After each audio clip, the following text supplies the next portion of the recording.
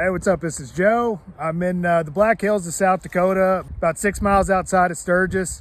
And I wanted to make this video to share with you some of the mods and general maintenance tasks that I did to the NC750X I just picked up. When I got the bike, there were a few things I knew I could do that would improve the performance for doing a lot of miles. Foam grip covers, that was a big one. Saddlebags, obviously, different foot pegs. And then just kind of went through and figured out what sort of tools I was going to need to work on the bike. Went through my basic maintenance checklist, oil filter, tightened up the throttle and clutch cables, things like that. And I have to say, after the nearly 2,000 mile ride to get here, I am nothing but impressed with the way this bike handled both on the highway and on the back roads, just like an absolute dream. So I just really can't speak enough praises about the NC750X.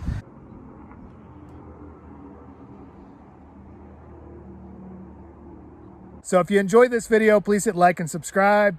And as usual, I've included an optional donate link in the drop box if you'd like to contribute to this project. Otherwise, thanks for watching, and we'll see you on the road.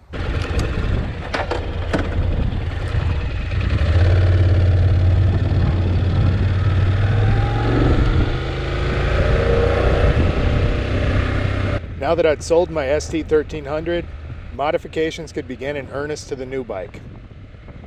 The Sturgis motorcycle rally was right around the corner, and I was excited to be camping in the Black Hills, hanging out with friends, and working my usual gig with Memphis Shades. In addition to looking over the NC750X mechanically, there were a few other mods I wanted to do which would make the nearly 2,000 mile ride much more comfortable.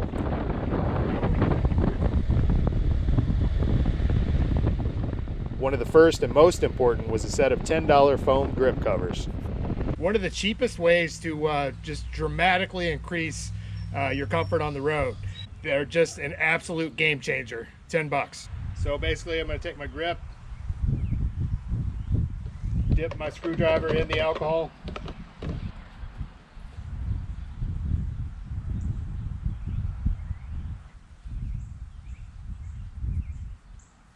and there she is, boys. An absolute game changer.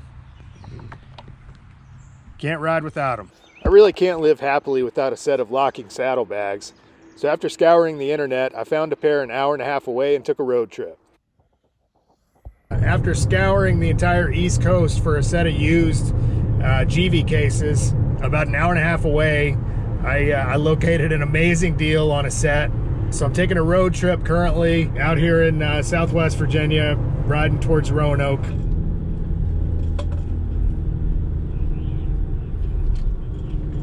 These are the givi cases I just picked up, which is a little beefier than the newer stuff they make. I'm told that this older style is extremely durable, and they're like new. I mean, garage kept, don't look like they've really seen a lot of use.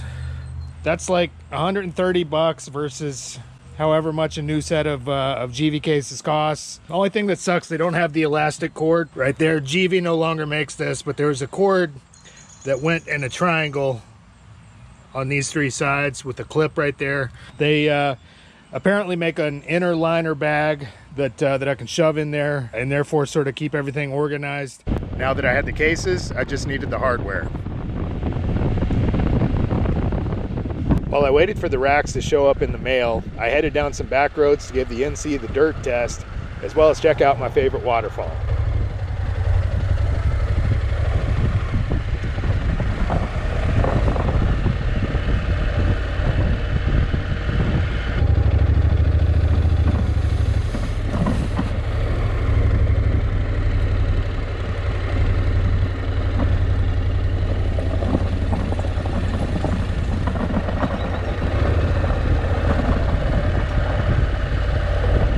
Although it wasn't really designed with a focus on off-road capability, the little NC did fine on the gravel and dirt.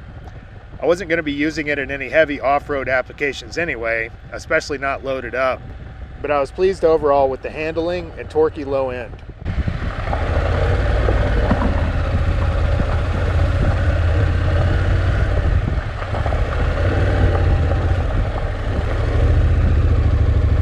When I got to the trail leading to the falls, the place was gated off. A lot had changed around here since I'd been gone. I turned back towards the railroad tracks from whence I'd come.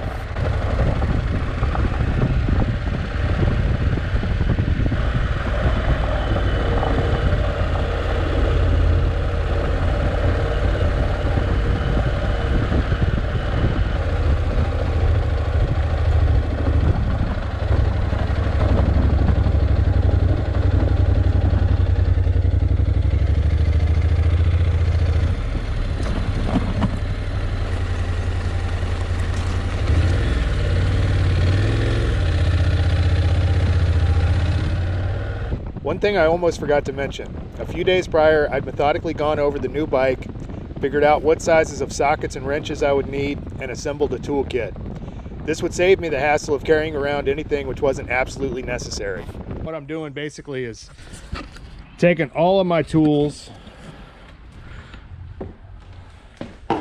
going around on this new bike and basically figuring out which sizes I need, testing sockets and Allen heads and stuff like that, so I can only bring the tools with me that I'm going to need.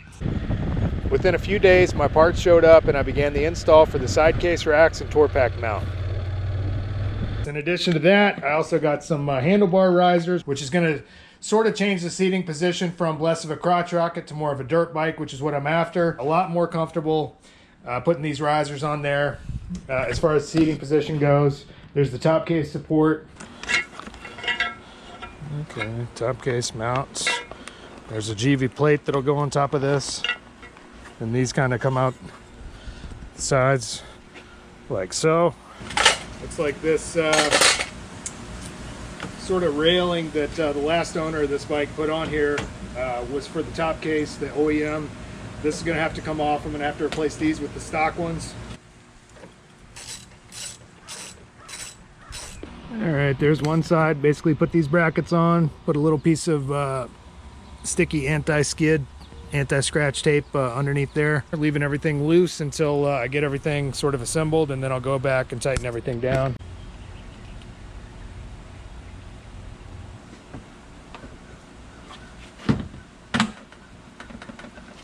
Obviously really good quality. Givi makes some pretty good stuff. I had all the tools I needed in even numbers, an 8, a 10, a 12, etc. Givi just had to go and complicate things and add a 13.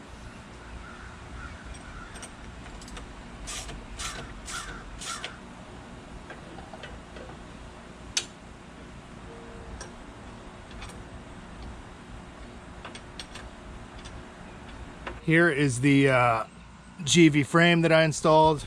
There's a couple of bolts right there, and these just sort of mounted onto the top box mount that I installed. Obviously the top box is on there. This top box has got sentimental value, so I wanted to keep that. Took the OEM Honda off that the previous owner had installed on there. Don't know what I'm going to do with that yet. And there she is. Pretty lightweight, lighter than the aluminum panniers. This is the mono key system. Basically these two grooves on the case line up with a couple of bolts on the frame, snap on like that. I'm absolutely thrilled to be coming out on that deal as I did. Otherwise it would have really sucked. So I also just installed these. They had an extension so that I can move them forward, but the extension brings them out about that far, so you're actually that far away from the brake pedal, so you just have to sort of caddy corner your foot. So I just left them off and put this sort of dirt bike, kind of a bear trap style on there. They've got some good grip and do sort of allow me to sort of rest my foot a little farther forward. Next up, I got started on the handlebar risers. Although they would only raise the bars slightly, little differences like this really add up when you're putting down the miles.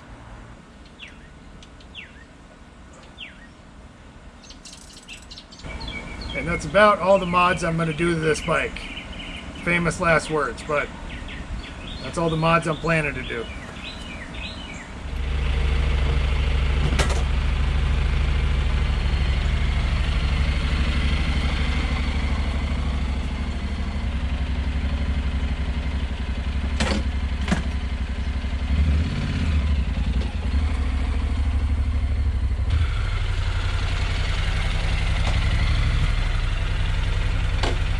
And I'm just doing sort of a practice run, seeing how everything sort of packs up on here. Somebody had asked how I had intended to access the gas filler cap, which is under the passenger seat, with my tail bag on the back. And basically what I figured out, I don't know if this is going to work or not. I literally just sort of rigged this up, but I've got a rock strap back here with a clip.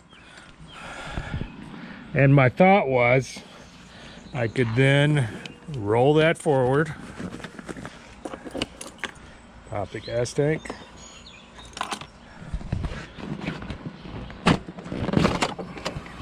let's say I could access it right there.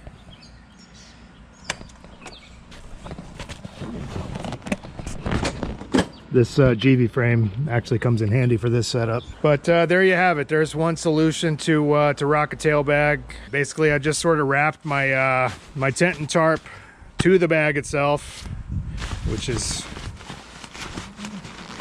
on there pretty solid, not going anywhere. Doesn't seem like it's going anywhere. It's not the prettiest system. There's only one of these, one right here and one right there for a shoulder strap. I would have liked it if there were four and I could sort of clip them all right there, but on this side I had to sort of go down there, and I'll probably change this as I put some miles on it and try different things that work and what I like and don't like.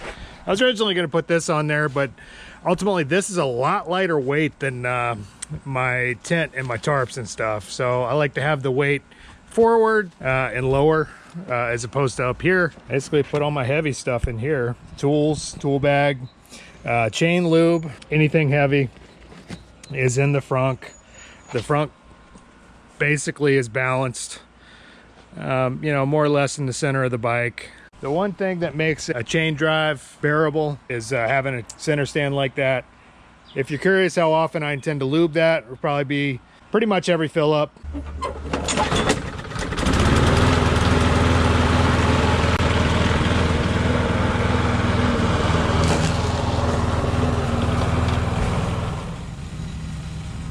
Now that I'd gotten my mods done, I could begin on my maintenance checklist. So I made this little bit of a guide for the throttle slack, as well as the clutch free play. And basically, this saves me the trouble of sitting here with a measuring tape and trying to do it that way. So yeah, I got that into spec. Obviously, I'm back to a clutch cable, which to me is a relief because it's much more simple than a hydraulic clutch. It's something I can fix easily and make adjustments and things like that. So now that she's within spec, I'm gonna go ahead and look at the throttle cable. So here you can see on my little cheat sheet. So I'm gonna hold that right there. I put a little dot with the Sharpie, and let's see how far the dot goes. That is just within spec. I may go ahead and adjust it. I really just don't like it that loose. I feel better doing this and going through and sort of tightening things down. This looks like it's gonna be fun. So I gotta loosen this adjuster nut on this throttle cable right here, but I've got a givi bracket right there. Looks like I can still get to it though. Much better, maybe a little bit more. That looks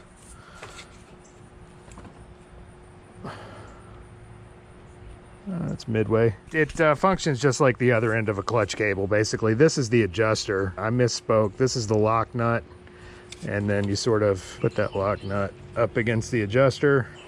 Yeah, I like that. I'm gonna go ahead and take it for a ride, get her up to normal operating temperature, get the chain a little bit hot. I'm gonna lube that, and then come back and change the oil.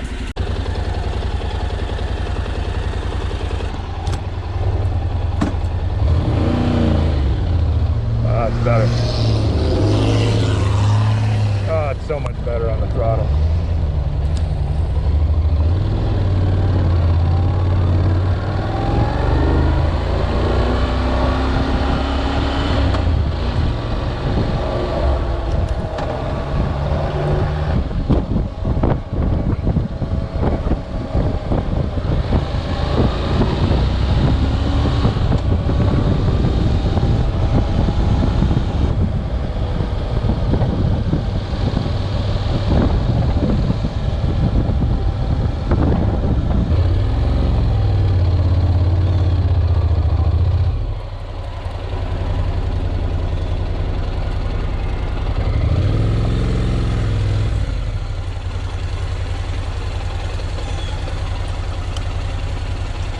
I like to do this while the chain's hot, and probably doesn't really need it, but in my experience, too much is better than too little. There's still plenty of lube on there. I like this stuff because it leaves sort of a white residue, waxy residue, like what they use in the factory. And you can sort of get a visual on your chain what it looks like, and if you need to do it. But this bike's been out in the rain a couple of times, so I'm gonna go ahead and do it anyway. Probably could get away without it, but I'm getting ready to head to South Dakota. I want to go ahead and do it.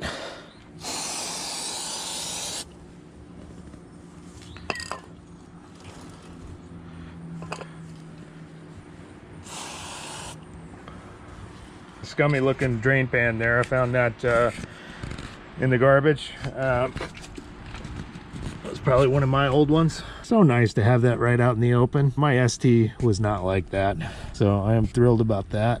And then of course there's the oil pan. Bolt for the oil pan's probably right there. Yeah, right there. Quick and easy oil change right here. This whole procedure looks like it's going to go a little bit easier if I put it on the side stand. So when you start researching the various types of oils on the market, you can quickly give yourself a headache. A lot of the info out there is speculative, and everybody's got an opinion. For this reason, it's hard to really know the best oil for any given motorcycle. I tend to rely on anecdotal evidence from folks with lots of miles still riding on original top ends. For this bike, I've chosen Rotella T4 diesel oil since the manual suggested a non-synthetic, and because riders of Japanese motorcycles have been using it since the dawn of time. Please let me know in the comments what type of oil you use and why.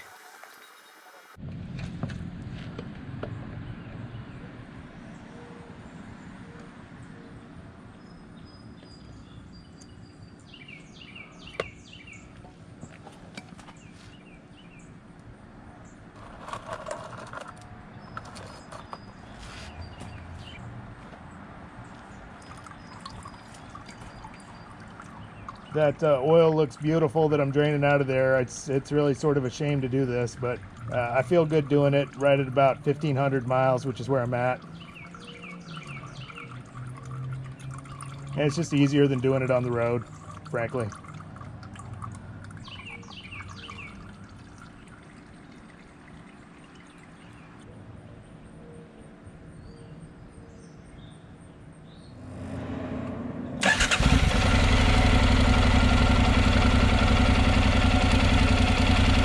This is new to me. I've been out of school for a while. These guys are in school. So what? Repeat what you just told me. There's people with furry tails walking with on the road. Furry tails. Furries. This is a thing now. And what? They like dress as a rabbit or something? Turtles, rabbits. Someone's dressed as a squirrel. Everybody's bragging on her for her hair. Out here with the family. This is my last night in town. I'm heading to South Dakota tomorrow morning, so haven't seen these people in a while. Bunch of strangers.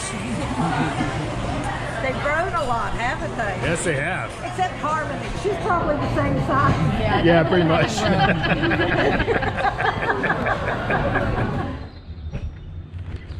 It's time. I am heading to South Dakota. I hope to pass through some states that I haven't been through yet. Kentucky, Ohio, Indiana, ultimately Wisconsin. Now that I've got it packed up, I'm like, damn, already trying to thinking what can I get rid of. But anyway, we'll see. That's all gonna come out in the wash, and wish me luck.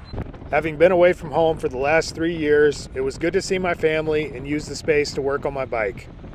Many of my friends had moved away, but the mountains of Southwest Virginia still had a special place in my heart. Nevertheless, I was antsy to get back on the road, and with the new bike running great, I looked up ahead and hit the gas.